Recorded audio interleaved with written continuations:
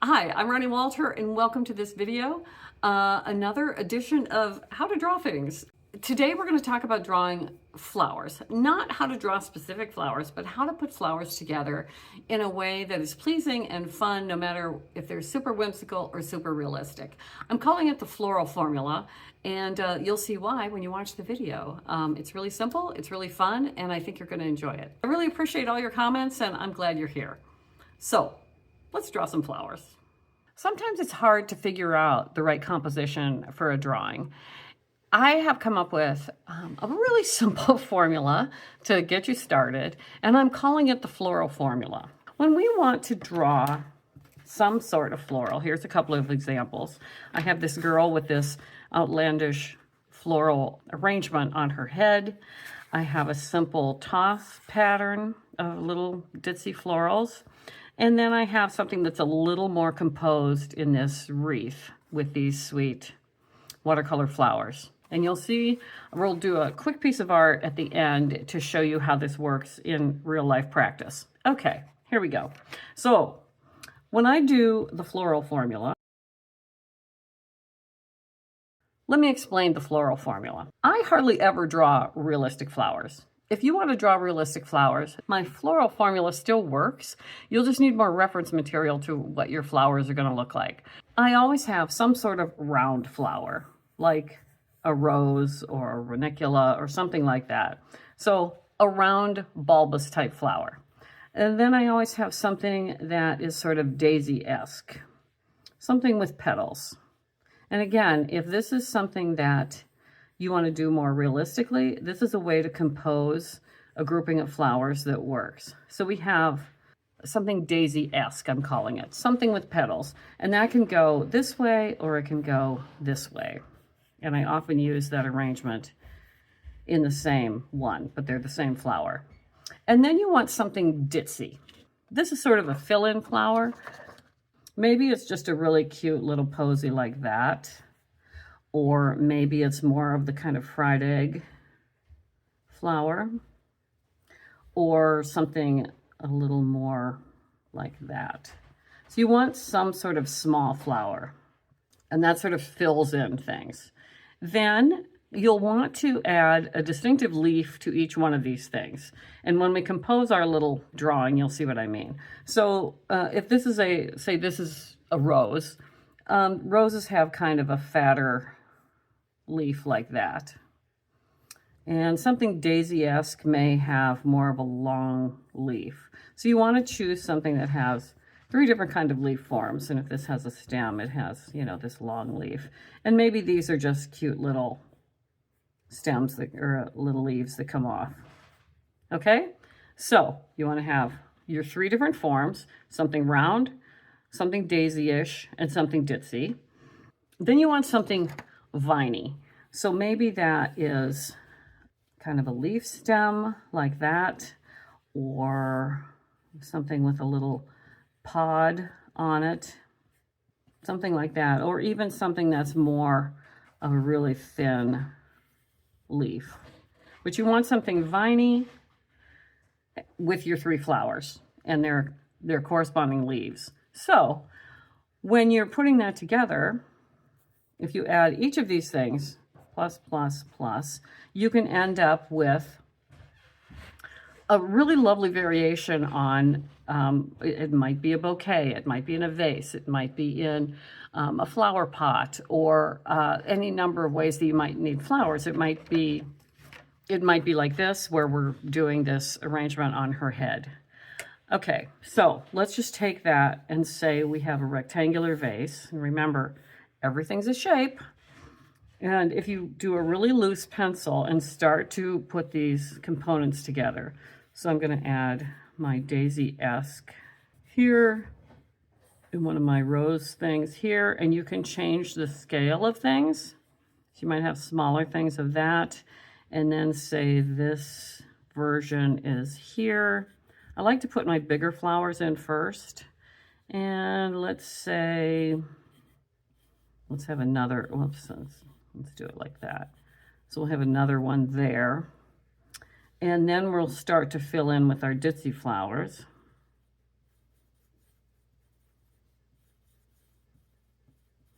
Maybe have one up here. And then we start adding our leaves.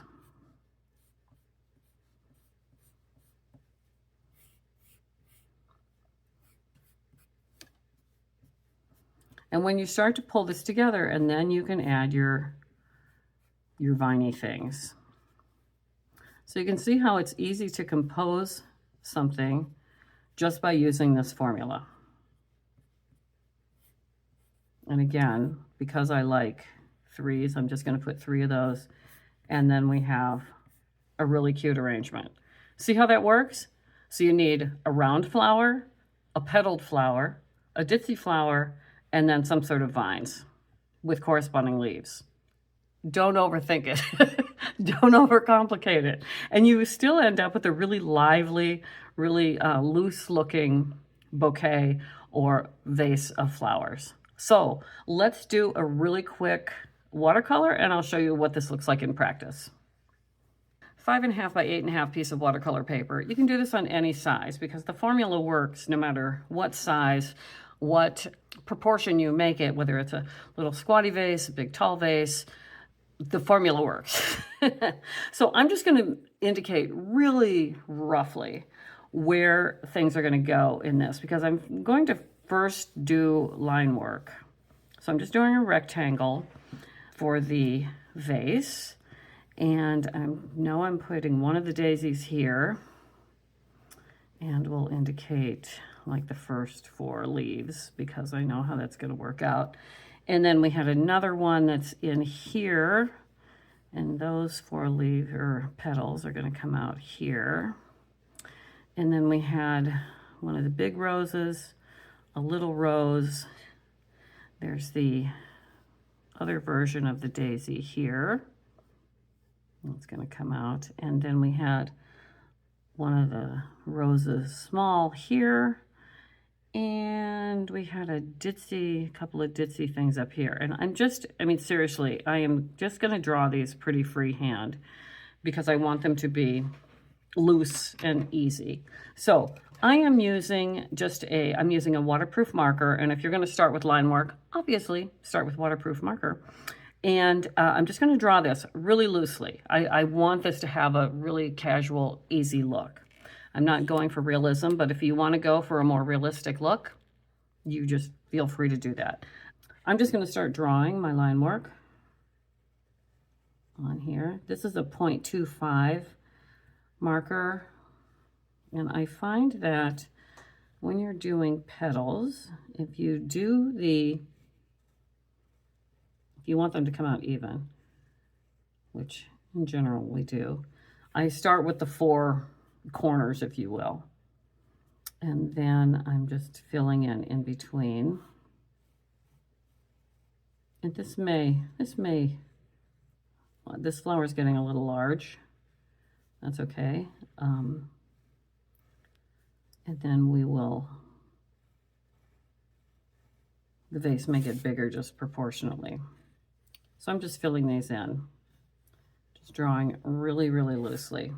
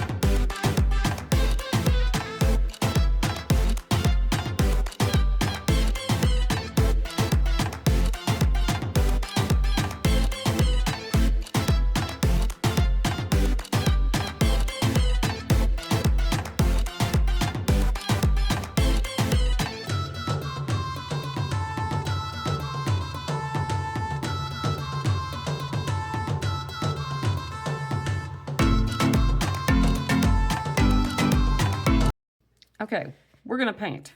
Now, I have these Paul Rubens paints that were sent to me by the company. They are lovely. It's a set of 24, but you can use whatever you have, or you can do this in colored pencil, you can do it in marker. Just have fun with it.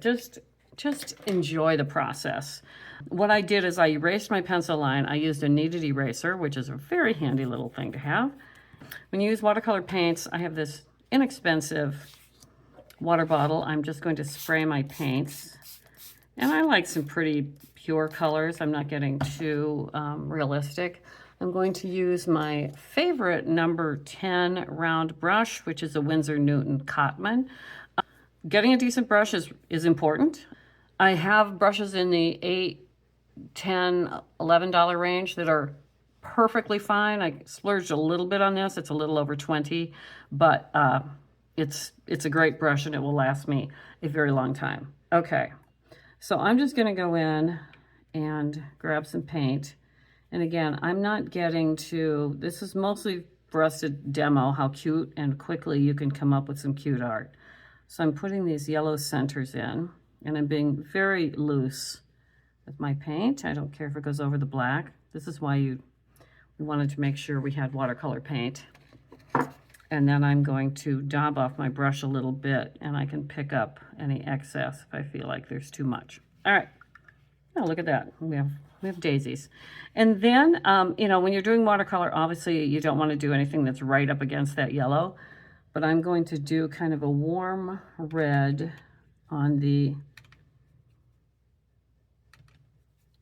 roses. And then we're going to, you know, watercolor, you're not just coloring with watercolor, we're painting. So I'm going to do some stuff with this. So I'm going to come in with this red, which is a little less warm than I thought it was going to be, but we're going to change that. And I'm just, in this case, I'm just going around the edges. And I'm going to come back.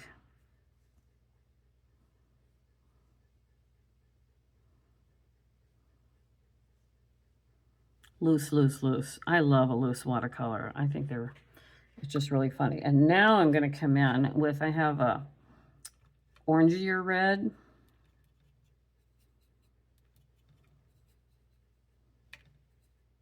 And I have 2 jars of water here. One, whoops, wrong paint. One to keep clean for when I'm using fresh paint, and one to clean my brush. And it's usually a good idea. So while these are still wet, I'm going to come in with that warmer red so that they kind of merge together and talk to each other. Now on a lot of my videos, I have a tracer that you can download and trace, but in this case, we're just drawing. So I would encourage you, I won't have a tracer for this one because I want you to practice this, because you saw a petal flower, a round flower, and a ditzy flower. And, you know, practice in your practice book, work on a couple of different layouts, and I think you're really going to like this. Now, this ditzy flower touches that red, so I'm going to stay out of that general vicinity.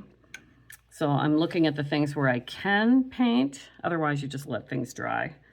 So I'm going to come in and I'm going to do the vine things. And as you can see, I'm just using the same brush.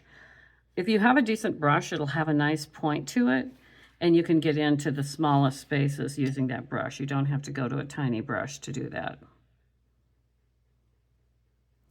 I'm not a big fan of buying sets of brushes, mostly because just like anything, when you buy it in a set, you find a couple that you really, really like, and then you ignore the rest. So I'd rather you bought one decent, like number 8 or number 10 round, and didn't worry about whether or not you use all those brushes. You don't need them all. Okay, so I just added a different green in here because I want to make sure that each of my 3 items leaves are a different color. Again, that is a simple way to distinguish each of the flowers without getting too worried about things. Just a fun thing to do. Okay, so like on the ditzy flowers, I'm going to come in and do, I have this kind of lemony yellow. I'll add that little green, and it'll be a much more lemon green color. Again, this brush is awesome because it gets in those little spaces. Things are going to dry. Things are going to be really pretty. All right, I'm just going to clean out this one section of my palette. And it's a good idea if you're using watercolor, if you're not, if you're new to watercolor, to make sure that you go from wherever your paint is to a palette to the paper. It's just going to make life much better for you. Okay, so now I'm going to do the ditzy flowers, and this paint set has this really pretty purple color. As you can see, it's kind of a magenta, and I want it to be different enough from the red. Okay, so I'm going to come in and do my little ditzy paints, or my little ditzy flowers. Oops, my green wasn't all the way dry. So you can see, based on my experience here, that my green is merging into my purple. Should have waited a moment, but you'll get the idea. And we can fix that a little bit. Watercolor has some forgiving qualities, but not a lot. Still cute. All right, and then so the roses, I want to do like a deeper green. So I'm going to come in and, again, whatever paint you have, you'll make it work. And I usually do have this little extra. I want it to be different enough from that, and it is. Okay, so we're going to come in and with that green. You can see how this is coming together, and I feel like the yellow centers are a little too solid. So I'm going to go in and with that orangey or red, I'll make an orange out of those two colors. And then just kind of hit them a little bit with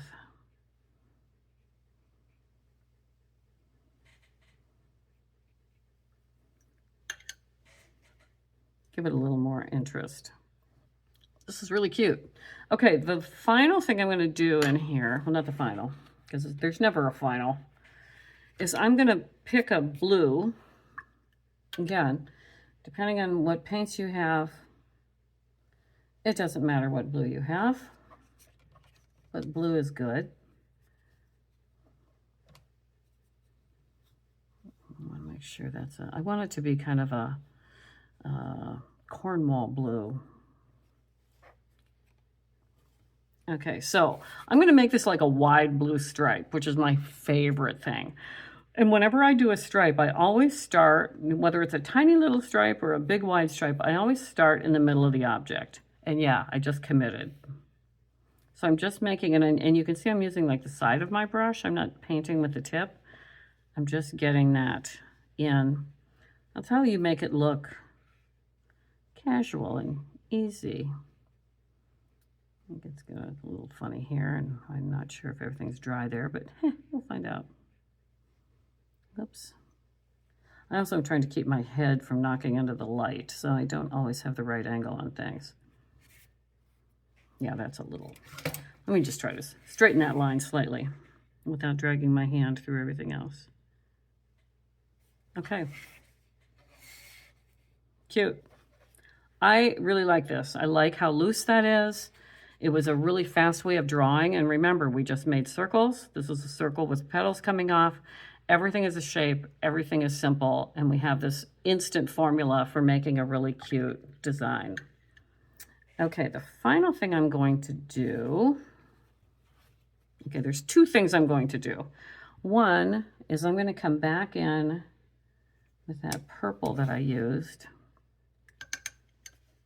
I'm going to add a little bit of a deeper purple to that. And I'm going to come right into the center of the ditzy ones and just put a little blob. Sometimes Sometimes things need contrast. And you think, what does this painting need? And sometimes it needs a dark thing. So I'm going to suck some of that up. If you dab off your brush onto paper towel and make it just more damp, then you can go in and suck up that extra. And I think that really added something to this little painting. All right. Cute. Okay, I'm going to do, let's make that go away. And I'm going to use a little, there's a little purple on that brush, that doesn't bother me. I'm going to go in with, I have a black here. And I want it to be a little, I'm going to add a little more of that purple actually. Because I'm going to put a tiny, tiny shadow under here. Just so it's not floating. This is a light touch, otherwise it can get really heavy. I think it just got really heavy. All right. And then I'm going to let, when I know for sure that that yellow is dry, I'm going to come in and put a tiny bit of pale blue inside that, inside those petals to give them a little bit of dimension. I just remembered I added some stems. But isn't this cute? I mean, I think this is really charming. You could make cards, you could make just art for yourself. You can just use these as practice. And just, I encourage you to draw them freehand. So I'm just going to mix up a really, really, really pale blue. So with watercolor, of course, to make things lighter, you add more water. And I'll use my little cheat. Yes, I want it really pale. Oh no, I hope the camera even picks that up. And all I'm going to do is just kind of do a little flick off the edge here. Gives it just a little bit of dimension. I'm going to come back and with my paper towel and suck a little bit of that up because I want it to be pretty subtle, but you can start to see how it just gives it just enough dimension to know that it looks like you wanted to finish something.